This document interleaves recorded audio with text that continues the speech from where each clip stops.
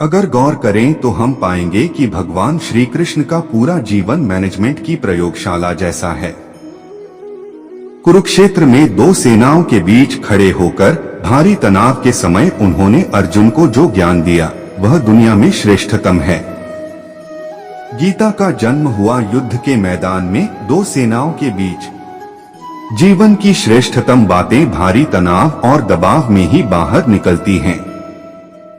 अगर आप दिमाग को शांत और मन को स्थिर रखने की कोशिश करें तो सबसे बुरी परिस्थितियों में भी अपने लिए कुछ बहुत बेहतरीन निकाल पाएंगे।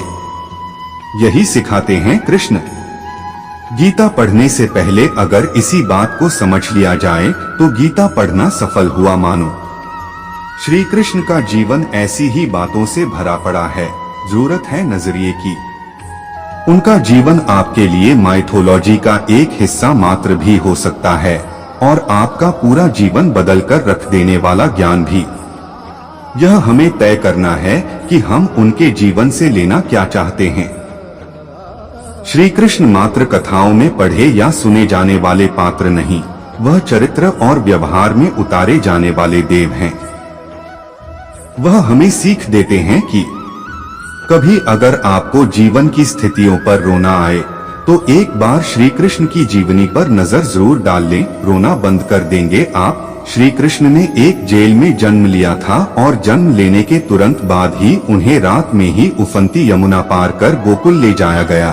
तीसरे दिन ही राक्षसनी पूतना उन्हें मारने आ पहुंची और यहाँ से जो संघर्ष का सिलसिला शुरू हुआ वह देह त्यागने तक बना रहा। भगवान श्री कृष्ण का जीवन कहता है, आप कोई भी हो, संसार में आए हैं तो जब तक जीवन है आपको संघर्ष करना ही होगा। वे चाहे श्री कृष्ण हो या पुरुषोत्तम श्री राम, मानव अवतार लेकर परमात्मा भी सांसारिक चुनौतियों से बच नहीं पाए। लेकिन श्री कृष्ण ने कभी किसी बात की शिकायत नहीं की, हर परिस्थिति को जिया और जीता। श्री कृष्ण कहते हैं, परिस्थितियों से भागो मत, उसके सामने डटकर खड़े हो जाओ, क्योंकि कर्म करना ही मानव जीवन का पहला कर्तव्य है। हम कर्मों से ही मुश्किलों को जीत सकते हैं। शिक्षा वही जो अज्ञान घटाए, कौशल बढ़ाए। श्री कृष्ण ने अपनी शिक्षा मध्य प्रदेश के उज्जैन में सांदीपनी ऋषि के आश्रम में रहकर पूरी की थी। कहा जाता है कि 64 दिन में उन्होंने 64 कलाओं का ज्ञान हासिल कर लिया था। वैदिक ज्ञान के अलावा उन्होंने कलाएं सीखी। शिक्षा ऐसी ही होनी चाहिए जो हमारे व्यक्तित्व का रचनात्मक विकास करे। संगीत, नृत्य, युद्ध सहित 64 कलाएं कृष्ण के व्यक्तित्व का हिस्सा बनी। अगर आप विद्यार्थी हैं तो खुद को सिर्फ किताबी ज्ञान तक सीमित न रखें, अपने कौशल पर ध्यान दें, हर फन मौला बने। अगर आपके बच्चे स्कूल में पढ़ते हैं तो उन्हें अपने व्यक्तित्व को कौशल समृद्ध करने को प्रोत्साहित करें।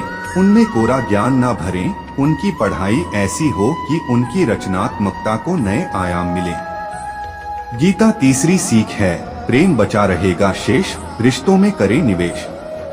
कृष्ण ने जीवन भर कभी उन लोगों का साथ नहीं छोड़ा जिनको मन से अपना माना। अर्जुन हो, सुदामा या फिर उद्धव, श्री कृष्ण ने जिसे अपना मान लिया उसका साथ जीवन भर दिया। रिश्तों के लिए उन्होंने कई लड़ाइयाँ लड़ी और रिश्तों से ही कई लड़ाइयाँ जीती। उनके जीवन का सीधा संदेश है, सांसारिक इंसान की सबसे बड़ी धरोहर रिश्ते ही हैं।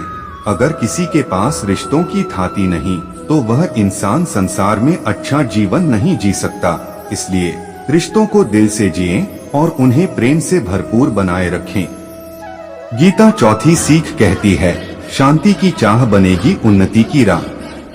श्री कृष्ण ने महाभारत का युद्ध होने से पहले शांति के लिए पांडवों और कौरवों के बीच मध्यस्थता की। हालांकि दोनों ही पक्ष युद्ध लड़ने के लिए आतुर थे, लेकिन श्री कृष्ण ने हमेशा चाहा कि कैसे भी युद्ध टल जाए। सबक यही है कि झगड़ों से कभी समस्याओं का समाधान नहीं होता। शांति के मार्ग पर चलकर ही हम समाज का रचनात्मक विकास कर सकते हैं। श्री कृष्ण ने समाज के लिए और मन के लिए शांति को ही सर्वोपरि कहा।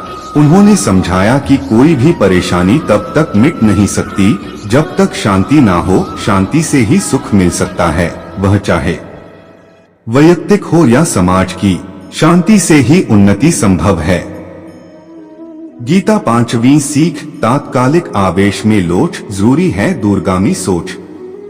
महाभारत की कहानी में जुए की घटना के बाद पांडवों को वनवास हो गया। तब श्री कृष्ण ने दूरदृष्टि दिखाते हुए अर्जुन को समझाया कि यह समय जाया करने के लिए नहीं, बल्कि भविष्य के लिए तैयारी करने का है। उन्होंने सबको महादेव शिव, देवराज इंद्र और देवी दुर्गा की तपस्या करने के लिए कहा। श्री कृष्ण जानते थे कि दुर्योधन को कितना भी समझाया जाए, वह पांडवों को कभी उनका राज्य नहीं लौटाएगा।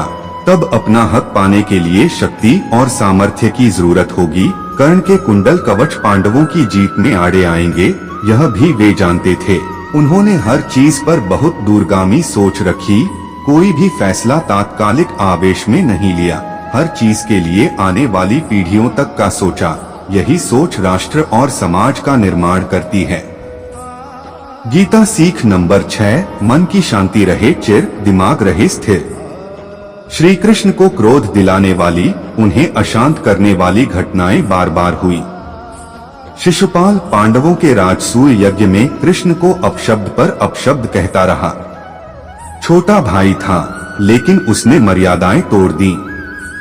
पूरी सभा चकित थी, कुछ क्रोधित भी थे, लेकिन श्री कृष्ण शांत रहे, मुस्कुराते रहे। शांति दूत बनकर गए तो दुर्योधन ने खूब अपमान किया। कृष्ण शांत रहे।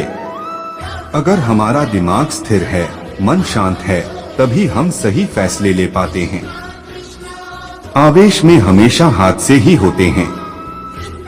विपरीत परिस्थितियों में भी कभी विचलित नहीं होने का गुण कृष्ण से बेहतर